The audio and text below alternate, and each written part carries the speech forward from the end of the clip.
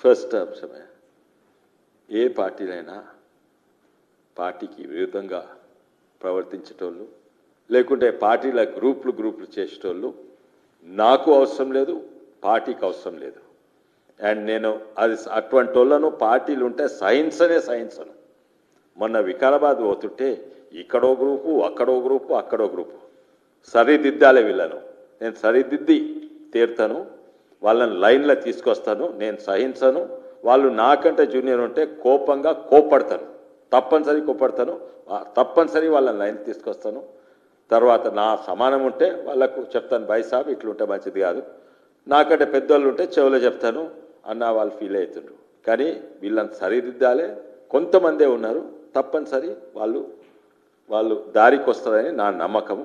ఆ రోజు ఈశ్వరప్ప గారు కూడా నాతోటి ఉండే, వారు సీనియర్ నాయకులు పరిగి నుంచి అండ్ రాష్ట్ర ఓబీసీ మోర్చా మెంబర్, వారు కూడా ఉండే. అయితే అవును, కోపంని నేను దాచుకోదలుచుకోలేదు.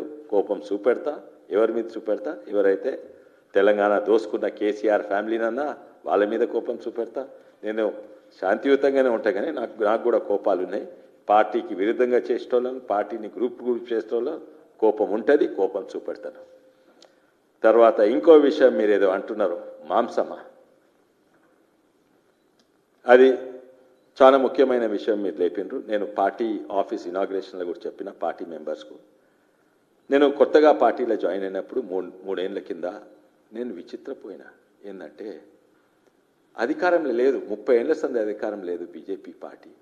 అయినా కూడా 30 ఏళ్ల సంది బీజేపీ జెండా పట్టుకున్న కార్యకర్తలు ఉంటారంటే ఇది ఎంత గొప్ప పార్టీ, ఎంత గొప్ప కార్యకర్తలు. ఎందుకంటే వేరే పార్టీలు ఉంటున్నాయి, మీకు అందరికి తెలుసు. 2 ఏళ్ళు అధికారం లేకుంటే వాళ్ళు అధికార పార్టీలకు దుంకుతారు, కాంగ్రెస్ అయినా టీఆర్ఎస్ అయినా. కానీ ఈ పార్టీలా 30 ఏళ్ల సంది అధికారం లేకుంటున్నారు. ఎందుకు?